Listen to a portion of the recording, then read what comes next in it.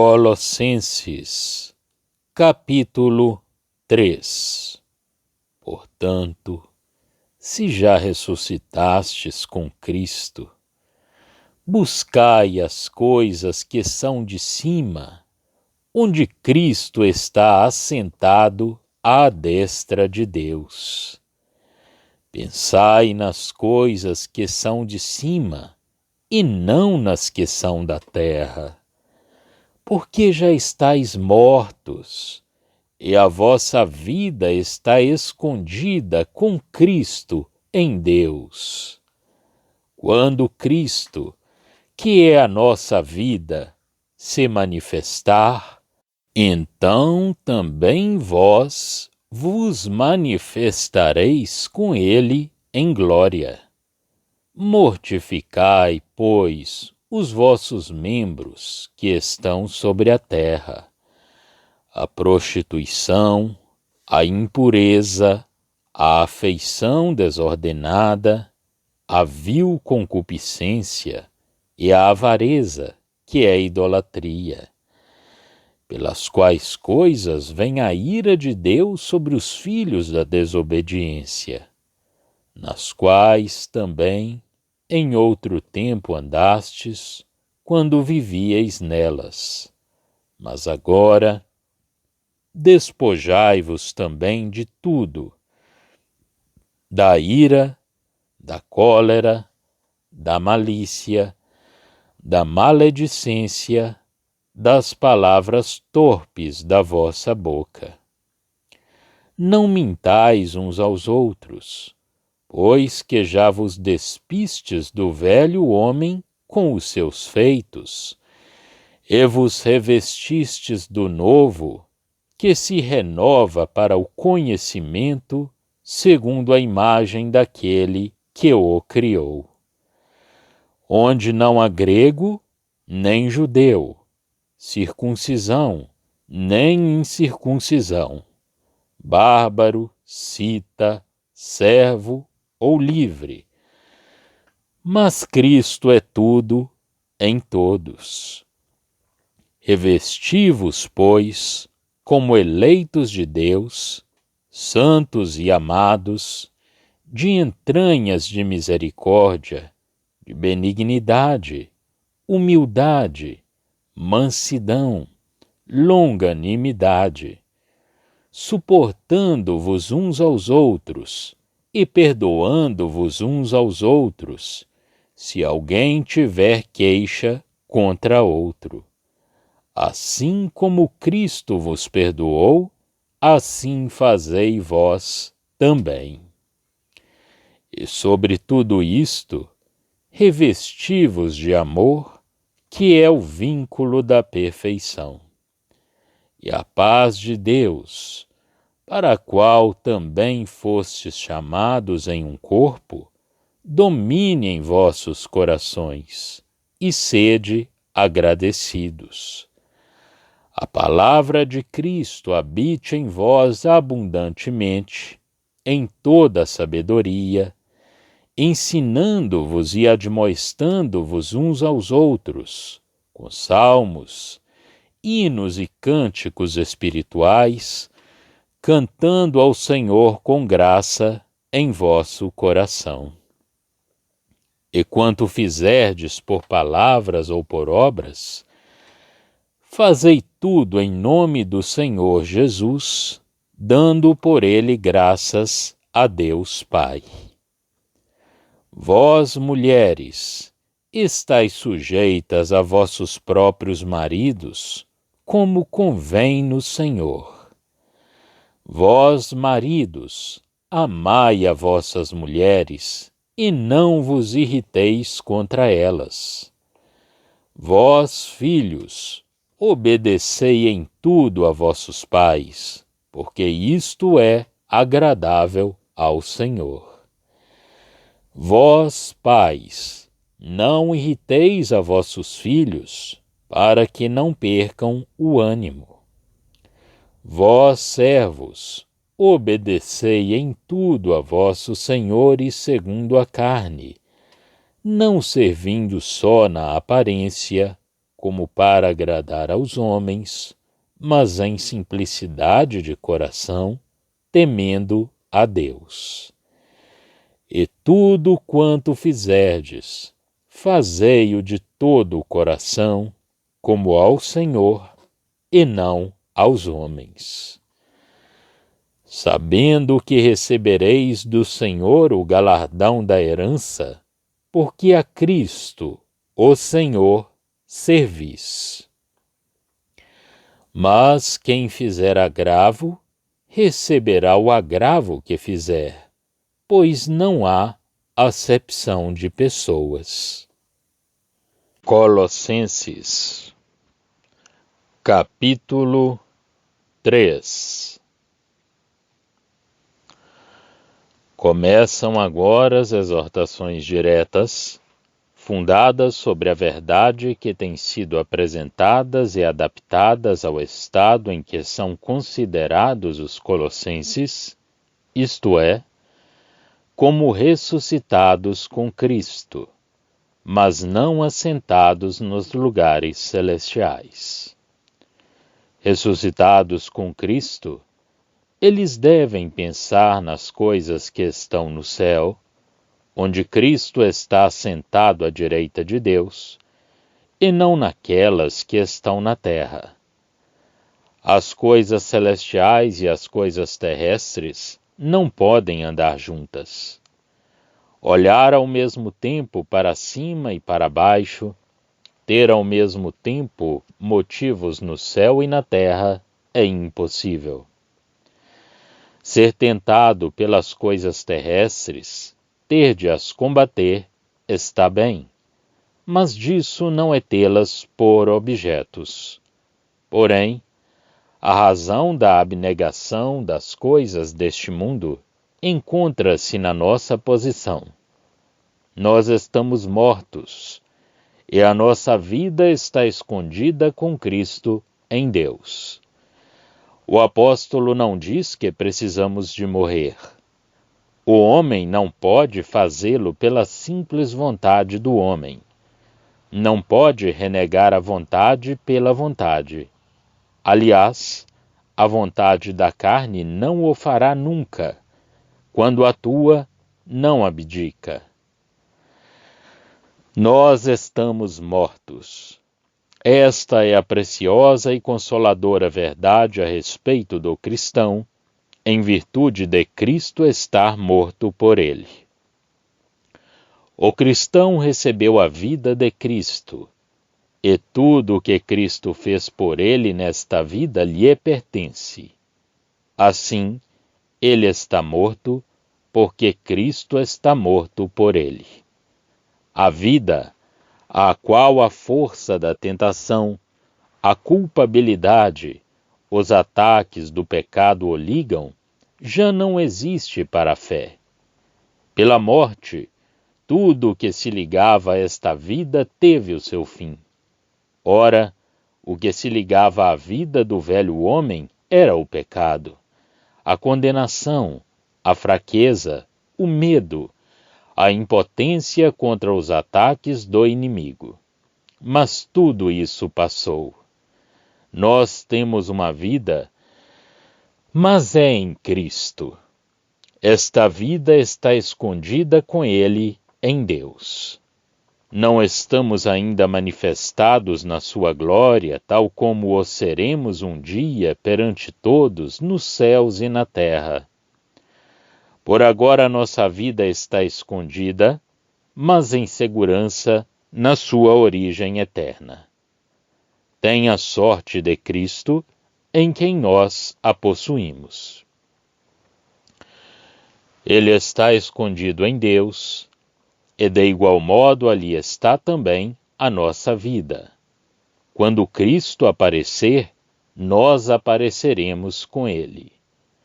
Note-se que o apóstolo não fala aqui da nossa união com Cristo, mas sim da nossa vida, do fato de estarmos mortos e da nossa vida estar escondida com Ele em Deus.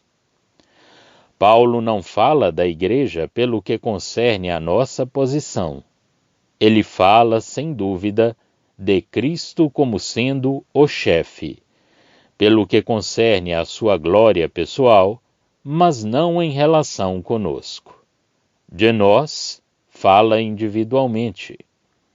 Cada qual tem a sua vida nele, em Cristo, sem dúvida alguma, mas cada um a tem como sendo sua.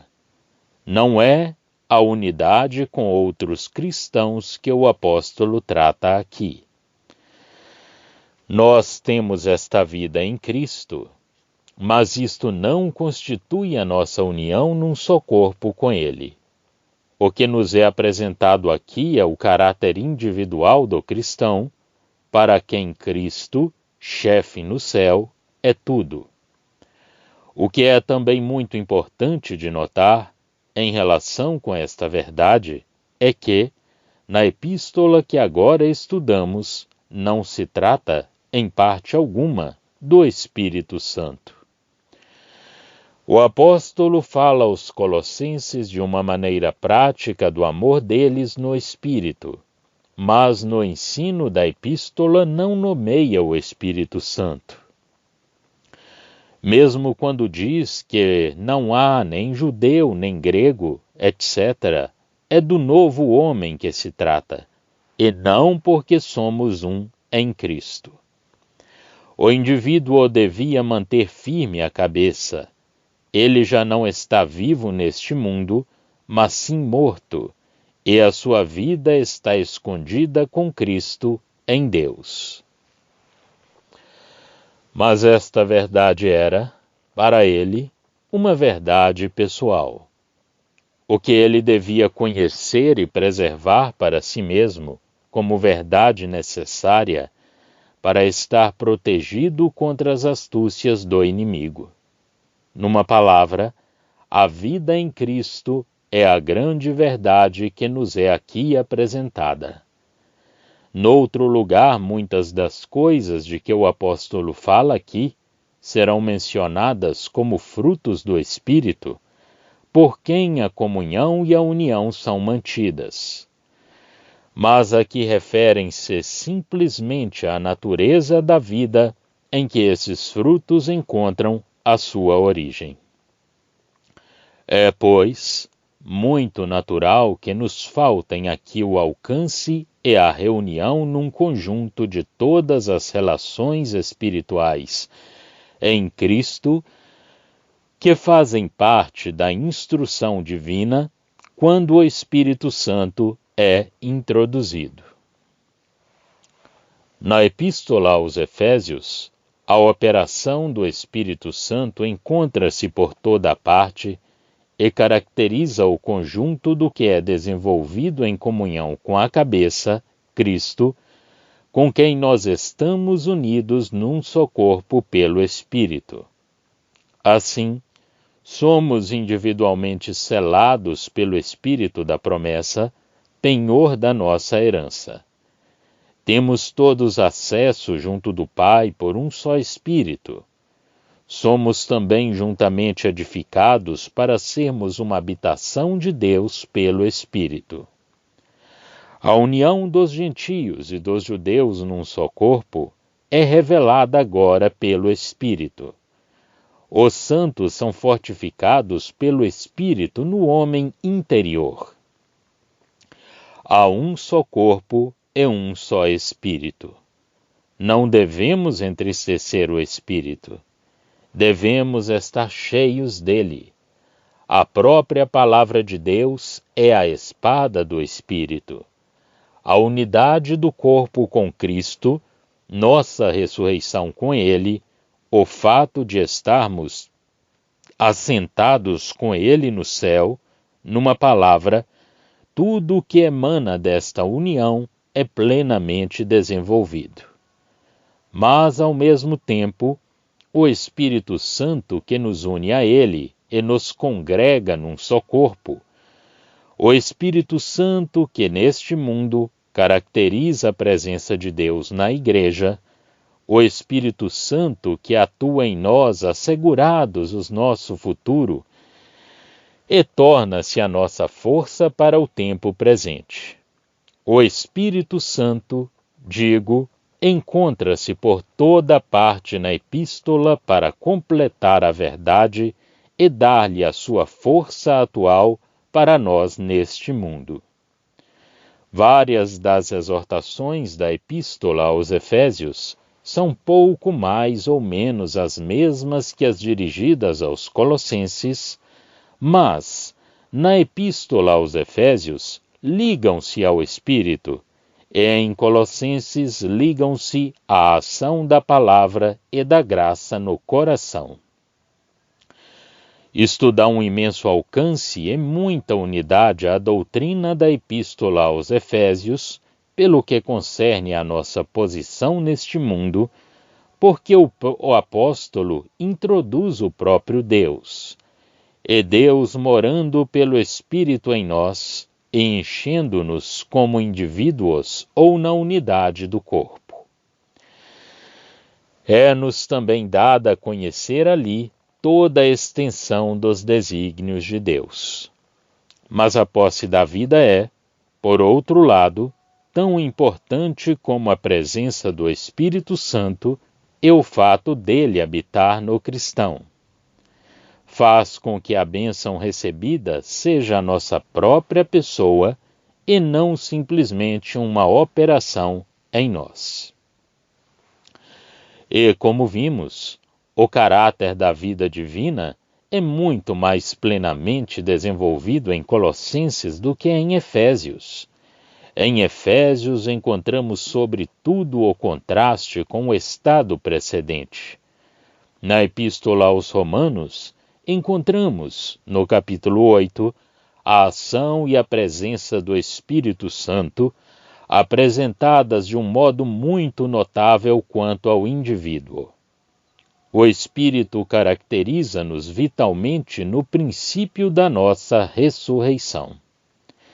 É a testemunha em nós de que somos filhos, enchendo-nos de alegria e da esperança da glória como herdeiros.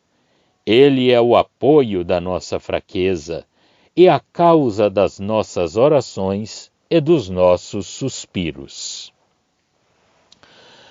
Na Epístola aos Romanos, o Espírito está em ligação com a nossa relação pessoal com Deus. Na Epístola aos Efésios, ele é apresentado como sendo a presença de Deus em nós, em relação com a nossa união com Cristo num só corpo. Há ainda uma coisa a notar aqui, que deita luz sobre a intenção do Espírito nestas epístolas. O ponto de partida na que é dirigida aos Efésios são os desígnios de Deus. O homem é considerado ali tal como ele é, de fato, sem um simples movimento de vida sequer acerca de Deus. Está morto em delitos e pecados, e de sua natureza filho da ira. Mas Deus é rico em misericórdia. Ressuscita-o com Cristo, que em graça desceu à morte, e coloca-o, de harmonia com seus desígnios, na mesma posição em que Cristo se encontra. Nós somos a sua obra, criados de novo em Cristo Jesus. Deus quer colocar-nos perante a sua face, segundo seus próprios desígnios e segundo a sua natureza. Não nos é dito que estamos mortos com Cristo. O homem não é considerado como vivendo na carne, de sorte que, de uma maneira ou de outra, ele tivesse de morrer. Não é, pois, necessário desenvolver esta parte da verdade. Os efésios estavam em condições de apreenderem, por um lado, o pleno contraste entre Deus e o homem segundo seus desígnios, e por outro, o estado de pecado em que o homem se encontrava segundo a sua natureza. Na epístola que lhes é dirigida, tudo é a obra do próprio Deus, segundo o desígnio original do seu próprio coração, da sua natureza e da sua vontade. É por isso que não encontramos a justificação em Efésios. Esta epístola trata de uma nova criação. O homem está já morto, e o próprio Cristo não é apresentado em relação com o seu lugar na glória, antes de ter sido visto primeiro como morto e depois como ressuscitado e elevado aos altos céus. Os colossenses estavam dispostos a sujeitarem-se às ordenanças e, por conseguinte, no que concerne ao homem, como vivendo no mundo. O apóstolo faz-lhes sentir que nós estamos mortos com Cristo. Via-se forçado a segui-los em graça lá onde eles estavam, porque havia para eles o perigo de tomarem o homem em consideração como vivendo na terra. No entanto, seu objetivo era mostrar-lhes que o cristão já está morto com Cristo, e com ele ressuscitado, muito embora se encontre ainda na terra. Em Efésios, o homem não morre com Cristo. Está morto nos seus pecados quando Deus começa a agir a seu respeito. Nenhum homem é vivente do ponto de vista de Deus. O cristão é vivificado juntamente com Cristo, sendo o próprio Cristo visto primeiramente como morto.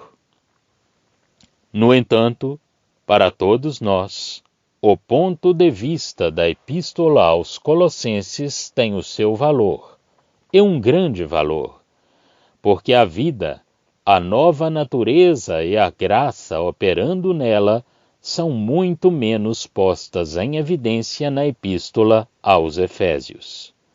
Nesta última, trata-se da energia de Deus que cria homens em Cristo e os une a Cristo, enche o céu e a terra.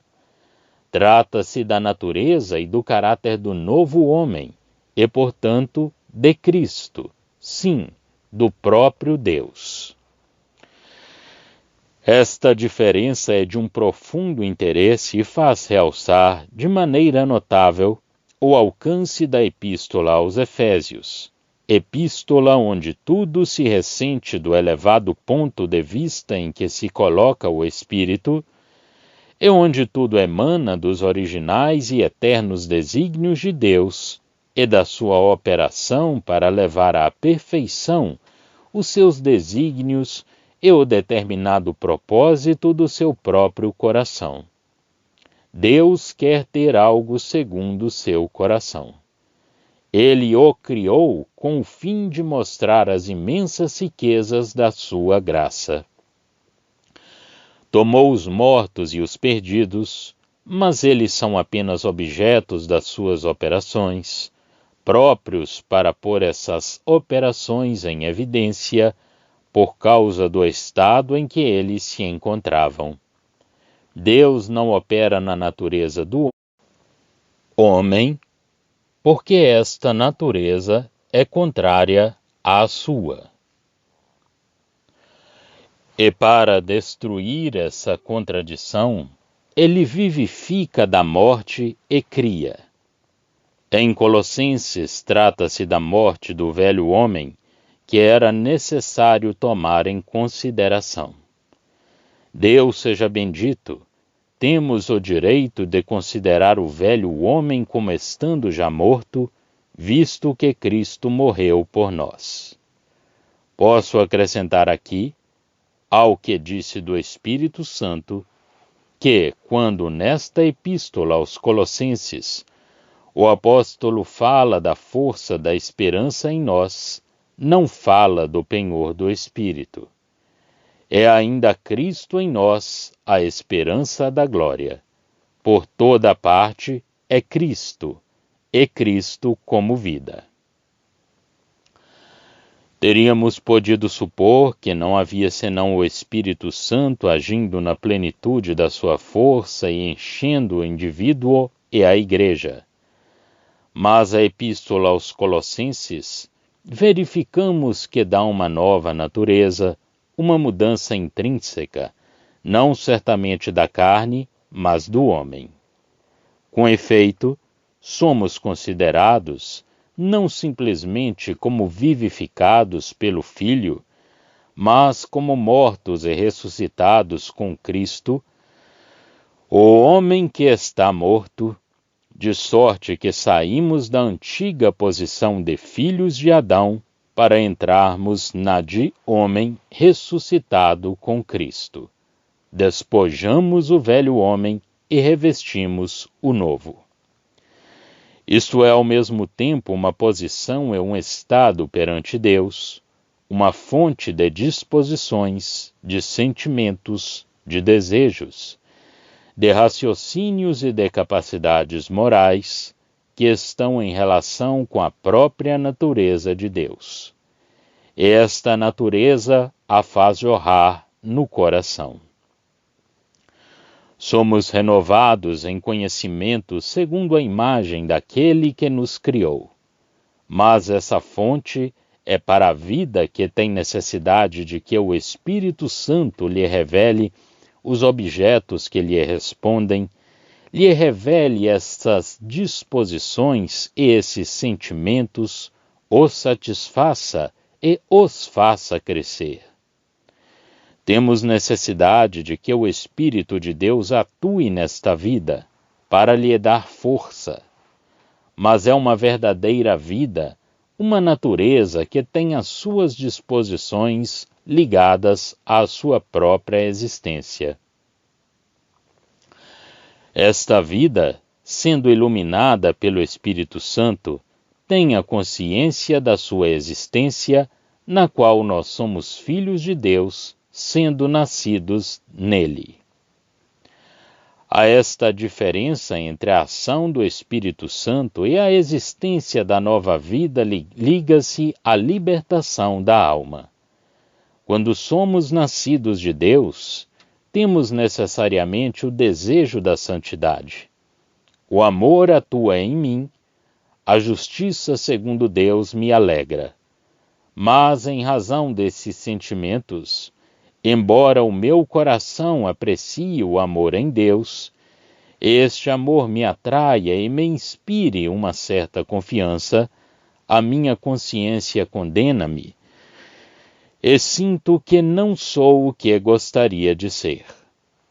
Estou sob a lei e incerto da minha relação com Deus. Quando conhecer o valor do sangue de Cristo, quando aprender que Cristo é a minha justiça, o Espírito Santo, morando e agindo em mim, dá-me consciência da minha relação com Deus. Tenho consciência disso na minha alma, e o Espírito Santo de tal me dá testemunho, a liberdade. Quanto à vida da carne, quando pensamos nesta vida, é sumamente importante para nós aprendermos que estamos mortos, embora isto seja o lado negativo da verdade. Que Deus não reconhece nada do que provém do velho homem, e que Ele tem prazer numa nova natureza, que é bem a nossa pela graça, mas que é do próprio Deus e o reflexo moral da sua. Estamos, pois, mortos, e a nossa vida está escondida com Cristo em Deus.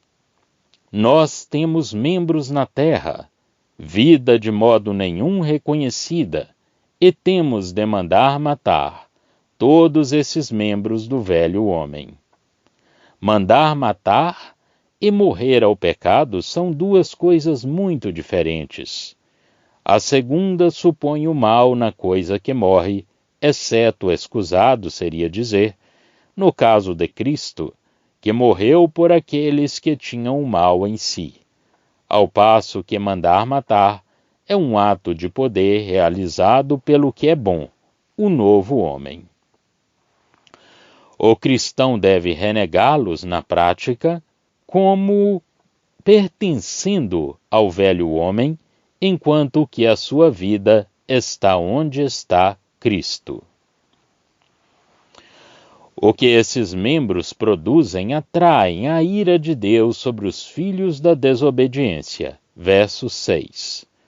Os cristãos andavam nessas coisas, tinham ali a sua vida, mas agora já não é assim. Não só renegam os pecados grosseiros, fruto de desejos malignos, versos 5 a 6, mas também todos os movimentos de uma vontade não quebrantada e de um coração indômito, todos os indícios da operação da vontade dessa natureza que não conhece a Deus e não atua no seu temor, toda a ira, toda a malícia e toda a mentira resultante do egoísmo ou do temor do homem. Verso 8. A verdade reina no coração que despojou o velho homem, de harmonia com a simplicidade do novo homem, que também é renovado em conhecimento, segundo a imagem daquele que o criou. Essas três coisas compõem o caráter do mal no homem. De um modo geral, a violência e a corrupção, tomando esta última a dupla forma da cobiça e da mentira. Assim, antes do dilúvio, a terra estava corrompida perante Deus e cheia de violência. A mentira é a forma de corrupção de Satanás, caracterizado também pela violência. O Senhor declara que ele é mentiroso e homicida. João 8:44. O homem acrescenta ainda a cobiça por causa da carne. O novo homem anda na luz. Não se trata apenas de ele ter uma consciência que julga o bem e o mal, de harmonia com o que o homem deveria ser, de harmonia com a sua natureza como criatura responsável. Há um novo homem que julga inteiramente o velho homem, julgando o bem e o mal segundo o conhecimento de Deus. É este o sentido de despojar antes do cristianismo, que é a plena revelação de Deus, havia escusado, será dizer, almas nascidas de novo.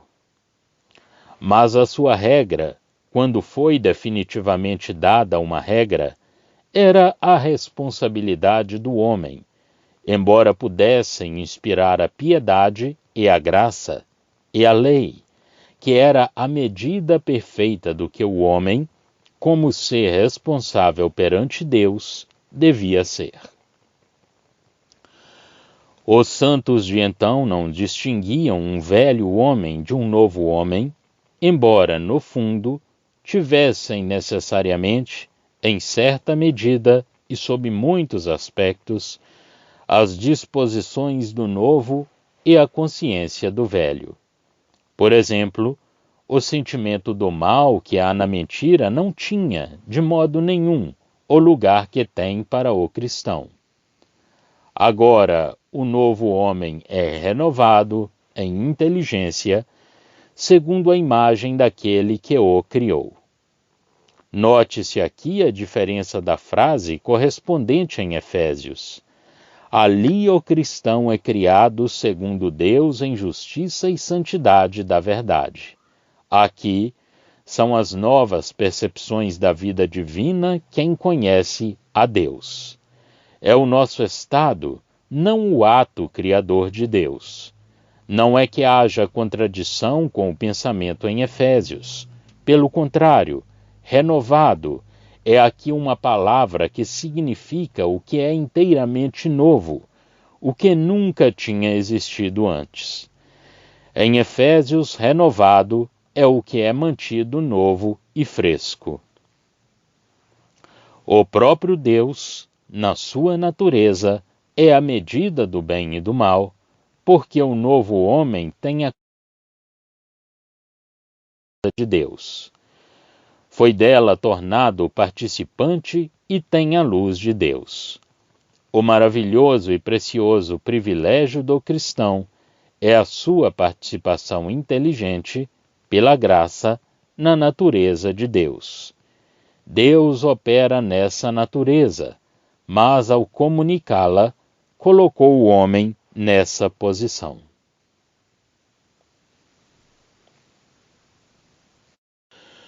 Cristo é o perfeito exemplo desta imagem, o tipo do novo homem.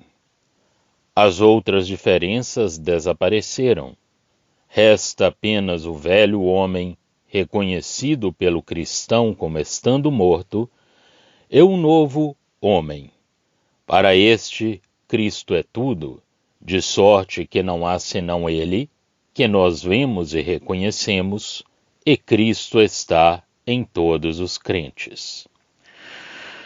O cristão reveste, pois, como tal, como eleito, santo, bem-amado, sendo Cristo a sua vida, o caráter de Cristo, a ternura, a bondade, a humildade, a doçura, a paciência.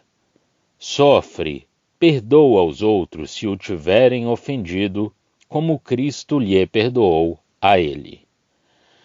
Note-se aqui que é a paciência, o desenvolvimento da graça e da longanimidade que caracterizam o cristão. E é notável que seja este o caso em toda parte. É o que deve ser num mundo tal como este. Era assim com Cristo. É assim que em 1 Coríntios 13 os traços do amor são todos subjetivos e têm este mesmo caráter. Não que isso seja uma definição do amor, mas é o que o caracteriza. Onde faltarem esses traços, falta o amor. Enfim, reveste o amor, vínculo da perfeição, o que dá um caráter divino a todas as qualidades enumeradas, e que têm sido manifestadas em Cristo, e dá também uma pedra de toque que impede confundir-se uma natureza amável com a graça divina, porque o amor divino é santo. Note-se aqui que ao revestir essas qualidades, o santo o faz tendo consciência da bendita posição perante Deus que exprimem as palavras, eleitos de Deus, santos e amados, é mesmo assim. Ele não poderia fazê-lo se fosse de outro modo. É no sentimento deste maravilhoso favor que a graça se desenvolve nos nossos corações. Dá-se o mesmo em Efésios, como bem-amados filhos. Encontram-se na natureza humana disposições que podem assemelhar-se às várias dessas qualidades, mas a energia, os traços, o vínculo de amor divino que opera na consciência da comunhão com Deus faltam totalmente às primeiras. Isto dá à manifestação dessas qualidades um caráter, em conjunto, uma justeza de aplicação, uma perfeição, uma conveniência e uma energia que só o amor pode dar. É bem o próprio Deus que está ali, atuando na sua natureza, que ele nos comunicou, porque aquele que permanece no amor, permanece em Deus e Deus nele. Há, quanto ao estado da alma, uma coroa, que é o mais belo ornamento do cristão, quando ele segue continuadamente este caminho. A paz de Cristo reina no coração, esta paz inefável e doce que nada pode perturbar, embora o seu espírito tenha atravessado todas as provas possíveis, porque ele andava sempre com Deus. Deus também nos chamou para esta paz. Ele é o Deus de paz. Aqui o apóstolo introduz a unidade do corpo, não quanto aos seus privilégios em Cristo, mas quanto ao fato de que os cristãos são chamados para serem congregados na unidade, da qual a paz é o selo e o vínculo. E então haverá ações de graças, porque a alma está na consciência do amor e da atividade de Deus, e para ela tudo emana deste amor. Mas, como há a paz e as ações de graças a Deus, há também o desenvolvimento da vida no conhecimento do que é revelado, o seu alimento e a sua alegria. Além disso, a alma goza na atividade da vida e do amor a respeito dos outros. O gozo de Deus e do que se encontra junto dele conduz a esta atividade da alma. Quando esta é real, ela é a alegre liberdade de uma vida saudável, a atividade do amor que é natural a esta vida e que recebe a sua energia da comunhão de Deus, de harmonia com a natureza divina. A palavra de Cristo expõe tudo o que é revelado à alma como sendo aquilo em que ela vive e se dilata livremente. É também a norma e o poder atuante e diretor, porque a expressão dessa natureza é a revelação de todos os seus caminhos e da sua energia ativa em amor. O apóstolo exorta, pois, os colossenses, a fim de que a palavra de Cristo habite neles ricamente. Esta palavra realizada no homem é o desenvolvimento, segundo a perfeição de Deus, do novo homem, e a sabedoria de Deus para o formar e o dirigir. O apóstolo quer que esse desenvolvimento e essa sabedoria se realizem plenamente no cristão. É na comunhão do Senhor, falando com Ele, que esse desenvolvimento de vida se realiza. Sendo a palavra de Deus o lugar onde se encontra a sabedoria, é também nela, na medida em que esse desenvolvimento tem lugar, que os santos podem ensinar-se e exortar-se mutuamente. Mas então não é só a sabedoria que se adquire e que se manifesta em nós, mas também as afeições em ligação com aquele em quem encontramos essa sabedoria, de sorte que a manifestação da vida de Cristo, como verdadeira sabedoria no mundo, encontra sua expressão nos nossos corações, em louvor, em ações de graças. Cantamos com alegria a excelência do Salvador. Todas as afeições íntimas, nas quais a vida espiritual se desenvolve, se exprimem de acordo com o que temos aprendido. Decorrem do Espírito de Cristo e são a expressão das relações da alma com Ele e dos sentimentos que são o fruto dessas relações no coração. A pessoa de Cristo, na consciência da sua presença, como objeto dos nossos pensamentos e nos frutos morais que emanam dessa presença, sustenta as relações e as comunicações da alma ocupada dos seus louvores. Mas esta consciência de relação com Cristo na vida que é dele, em nós aplica-se a tudo. Nada se faz sem ele. Ele é a vida. Tudo que esta vida faz tem-no a ele mesmo por alvo, por objeto quanto ao coração. Ele está presente como sendo o primeiro móvel e o que imprime aos nossos atos o seu verdadeiro caráter, e o coração está preocupado com ele ao realizarmos. Tudo se infere a ele. Não comemos sem ele, como poderia ser de outro modo, uma vez que ele é a nossa vida.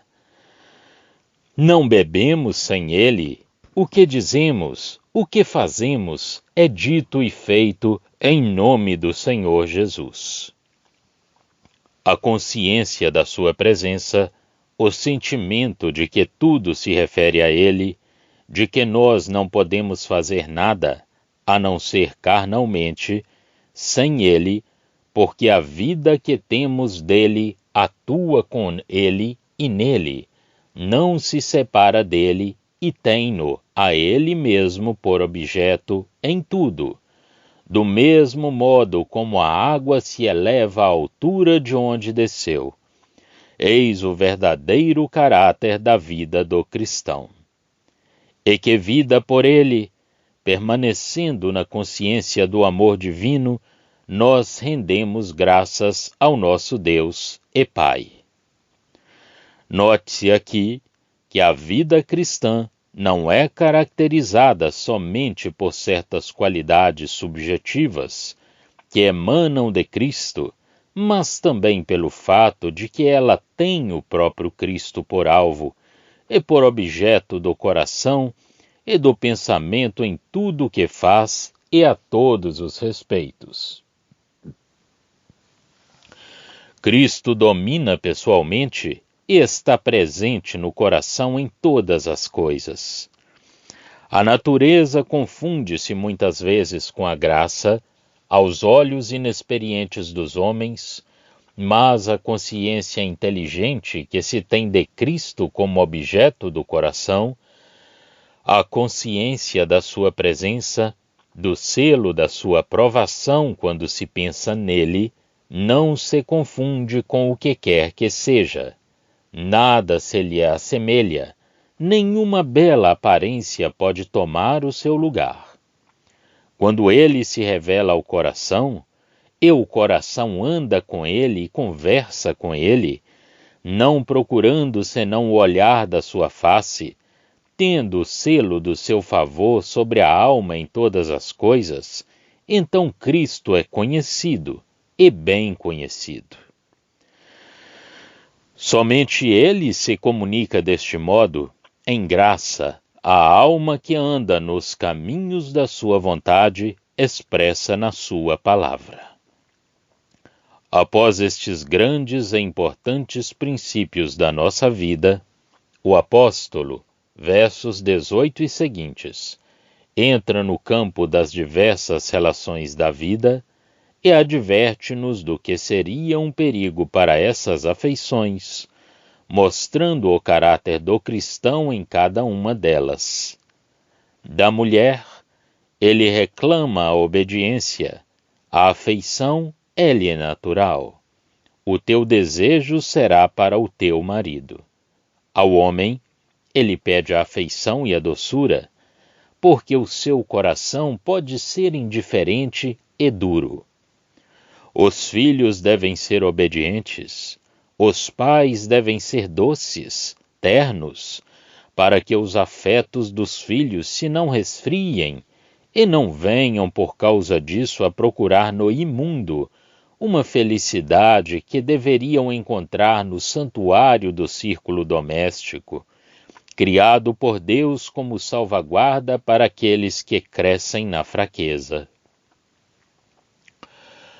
Se Cristo é reconhecido, a família é um precioso centro de doces afetos, onde o coração é edificado aos vínculos que o próprio Deus formou, isto em relação com o Senhor, versículos que, alimentando os afetos, preservam das paixões e da vontade própria.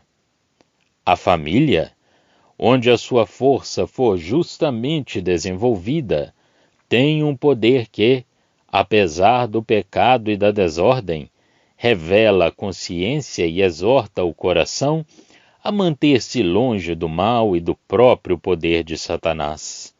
Foi o próprio Deus que criou esses vínculos.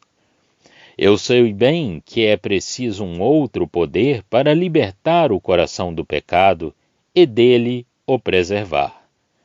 A natureza, tal como Deus a formou, não dá a vida eterna, não nos restitui a inocência, não purifica a consciência.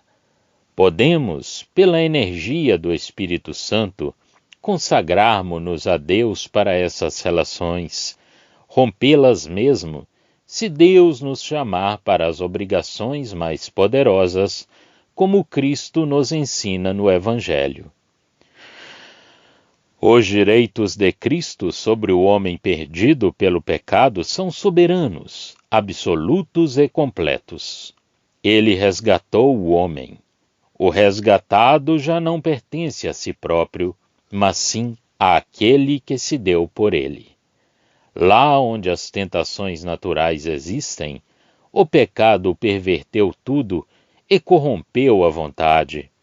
As paixões entram em jogo, mas as relações em si próprias são de Deus, e ai daquele que as despreza como tais. Se a graça atuou, se a nova vida estiver ali, o coração reconhece o que Deus formou. Sabe que não existe bem algum no homem, sabe que o pecado estragou tudo, mas o que está estragado não é pecado em si. E onde essas relações existem, a abnegação da vontade, a morte ao pecado, a intervenção de Cristo, a operação da vida em si, dão força a essas relações.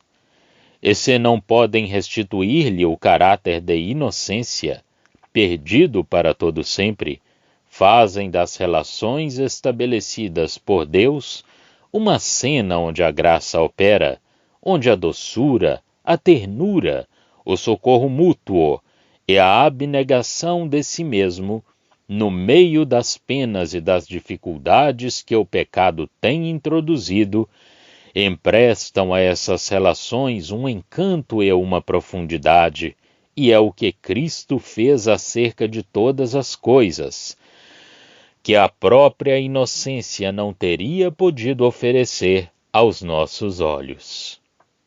É a graça, operando na vida de Cristo em nós, que ali se manifesta.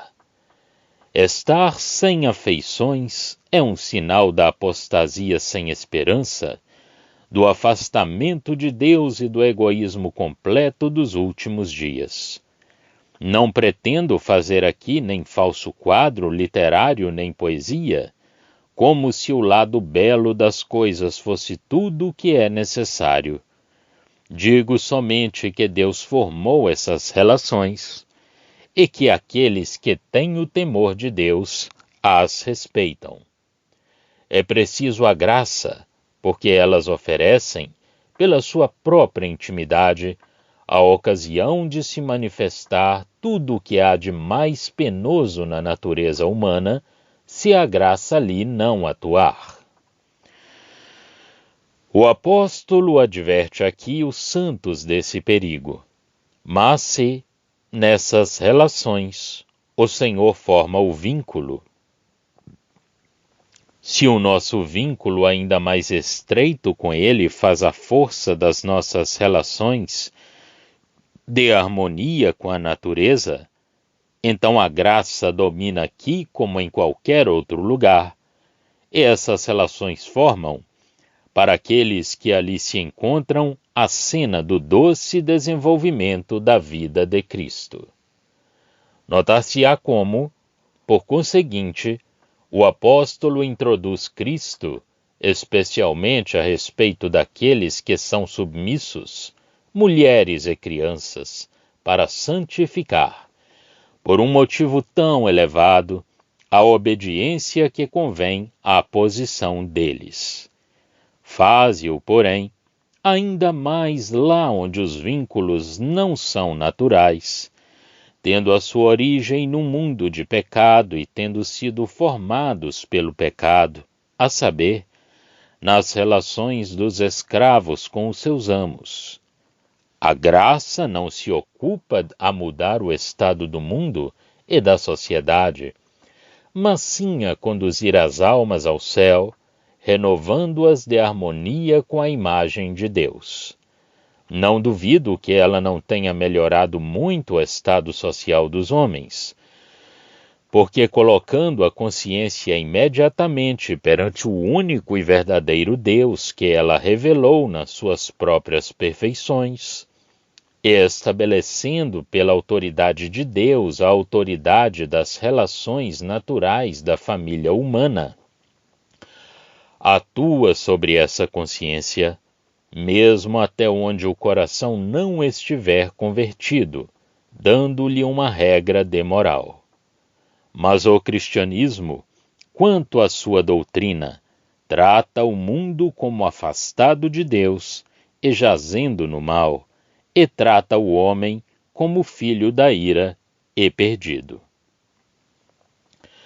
Cristo, o Filho de Deus, que se tivesse sido recebido, teria podido retificar tudo, e que mais tarde estabelecerá no seu reino a justiça e a paz, foi rejeitado pelo mundo. E a amizade do mundo é inimizade contra Deus. O estado espiritual do homem é tratado no Evangelho de uma maneira mais profunda do que o seu estado social. É considerado do ponto de vista da relação da alma com Deus e, por conseguinte, em relação com o que é eterno. Deus comunica-nos uma nova vida para que nós gozemos com Ele as novas relações que nos são adquiridas pela redenção. Ora, como Cristo em vida era a expressão da bondade e do amor todo-poderoso de Deus no meio da criação caída, agora que o mundo o rejeitou e, fazendo-o, se condenou, Cristo, permanecendo pela sua graça no coração daquele que recebeu a vida, é para esse coração uma fonte de felicidade na comunhão do amor de Deus, a qual o eleva e o coloca acima das circunstâncias, sejam elas quais forem. O escravo, se possuir a Cristo, é livre no seu coração. É o liberto do próprio Deus. O amo sabe que tem, ele também, um Senhor. E a relação em que ele se encontra perante o seu escravo toma a forma da graça e do amor reinando no coração daquele que, nessa relação, exerce a autoridade. Mas, como disse já, para o pobre escravo, Cristo é apresentado especialmente como sendo o seu refúgio. O escravo pode servir o seu amo, bom ou mau, com fidelidade, doçura e dedicação, porque, fazendo-o, ele serve o próprio Senhor, e disso tem consciência. Ele terá sua recompensa lá onde nada do que é feito para glorificar a Cristo é esquecido, e onde todos, senhores e escravos, estão perante aquele que não faz acepção de pessoas. Dois princípios atuam no coração do escravo cristão. Em todo o seu procedimento, a sua consciência está perante Deus. O temor de Deus o governa, e não o olho do seu amo. Tem a consciência da sua relação com Cristo, da presença de Cristo, que o sustém e o eleva acima de tudo, é um segredo que possui e nada lhe pode tirar, que domina tudo, porque esta presença está dentro dele, ao mesmo tempo em que em cima, no céu, Cristo nele, a esperança da glória. Sim, de que maneira admirável o conhecimento de Cristo eleva tudo o que penetra, e de que maneira consoladora ele desce para todo aquele que estiver desolado, abatido, para tudo que suspira, para tudo que está humilhado neste mundo de pecado. 3 vezes, nestes 2 versos, o apóstolo, colocando inteiramente a consciência deles na presença de Deus, introduz o Senhor Jesus Cristo, para encher o coração desses pobres escravos e fazer-lhes sentir a quem, na realidade, eles serviam. Já estão disponíveis para leitura os comentários do Novo Testamento e do Antigo Testamento de João Nelson Darby. Estão nos formatos de livro, e-book também aplicativo para o celular Android, visite o nosso site www.palavrasdoevangelho.com.